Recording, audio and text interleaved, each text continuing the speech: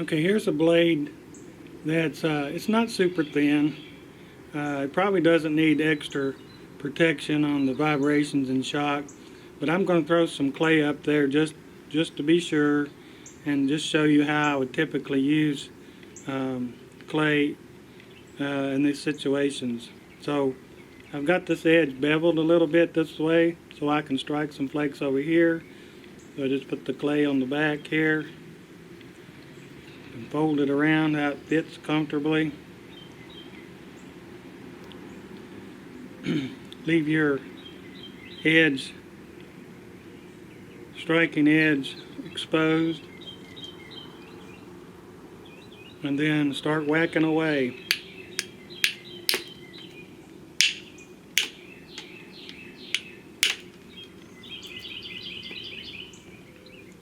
If the clay comes a little bit loose, you need to mash it down.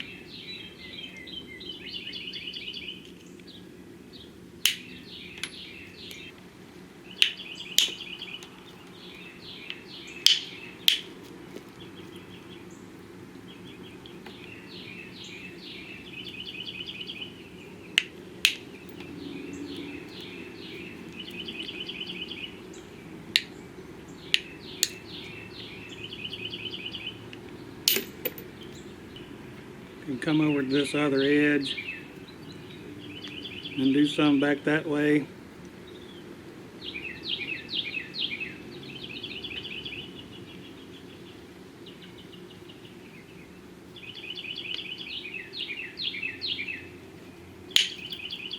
Nice big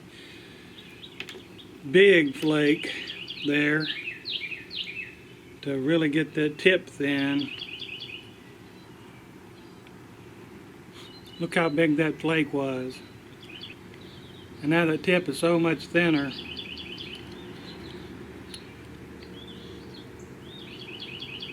Okay, let's get some of this mass off the bottom here. So putting the clay up here.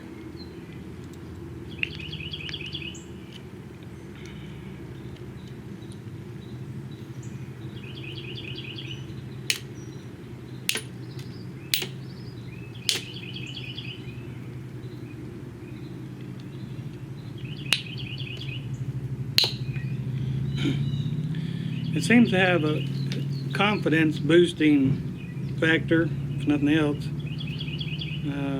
I'm not quite as scared to hit it sometimes when I otherwise know I got a risky blow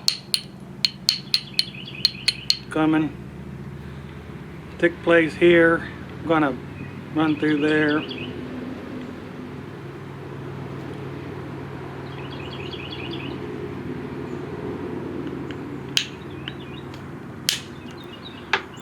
Edge to edge flaking there.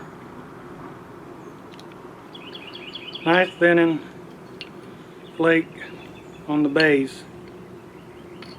Really nice thinning on the base there. I'm kind of getting my blade all messy with that clay, so I can wipe some of that off or whatever. This blade is getting thinner now. I've got the tip thin and the base thin. Now there's a thickness here that we need to get rid of. So I need to raise this edge up and drive a big flake here. Get down here a little bit. Get that edge above center line.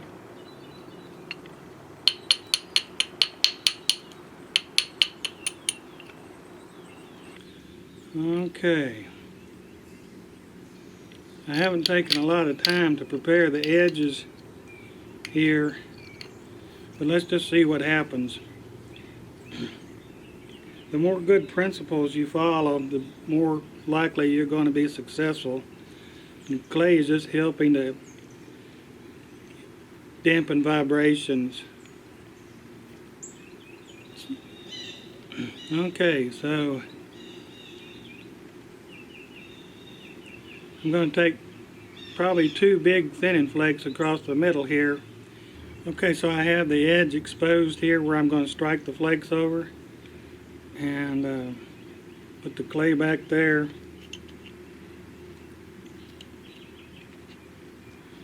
this. I still use finger support there on the back of the blade. Find a place on my antler I'm going to strike.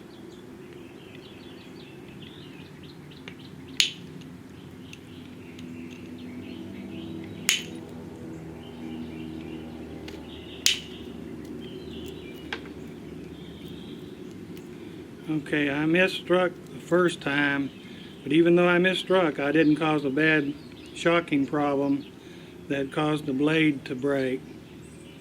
So, and that flake traveled all the way across the blade here. So it's just hard to strike with a small deer antler. Sometimes you miss. But so even though I missed, I didn't have a catastrophe there. Let's take a flake off here.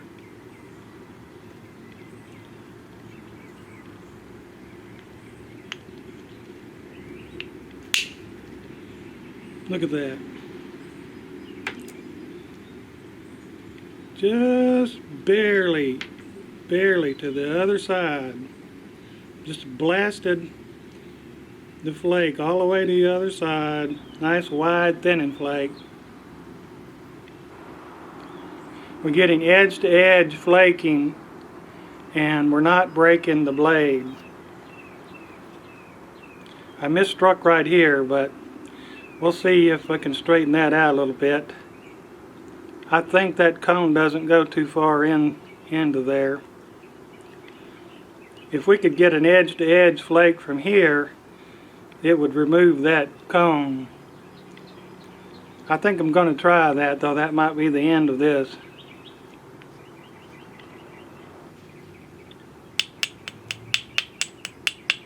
And get us a platform over here. It's going to have to be perfect.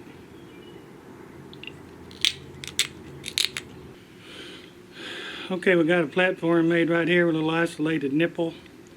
The hope is that I can send the flake all the way across the blade and undercut this step fracture over here. Hopefully the clay will help me to not break the blade. It's getting pretty thin. So put the clay back here.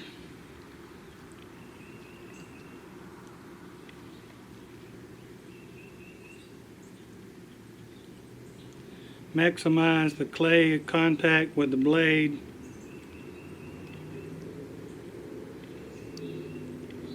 I'm going to strike nearly straight into that ridge right there.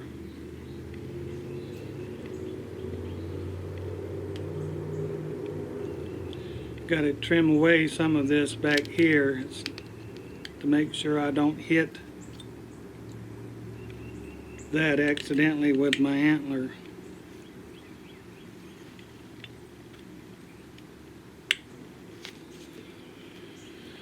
Alright, it's all or nothing here. I'm going to smack the devil out of it. I'm hoping to get a flake to edge flake here and remove this hump and that ridge, that step fracture on the other side.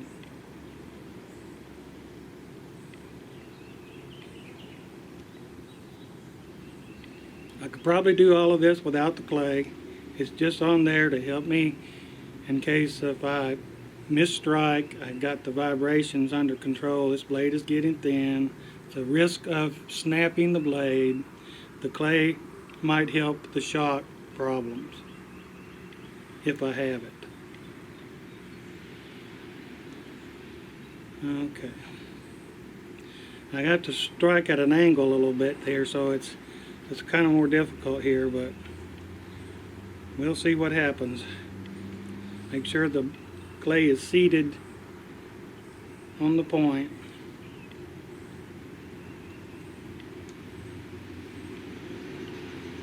Make clearance for the strike.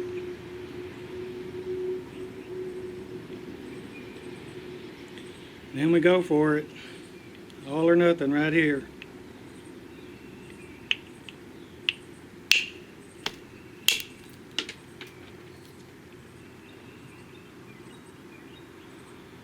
What about that? What about that? I'm just thrilled to death. We got 3 strikes there, edge to edge flaking.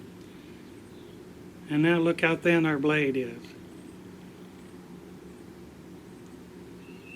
And there are no bad places in this blade, on the back or the front. This is a great blade. High quality material. Just a little pressure flaking is all that's needed here. I got those thinning flakes I wanted. I'm really pleased with that. To be able to strike edge to edge flakes for thinning purposes without fear of snapping the blade in half, that should be a really good thing. So does it help? I think it does. I don't use it all the time. I've only been experimenting with it. So it's just an experiment. So maybe when your blades are getting thin and you're afraid of a little shock problem, snapping your blades, you can put something on top of the blade and flake the stone, and anything you put up there like leather or whatever is helpful.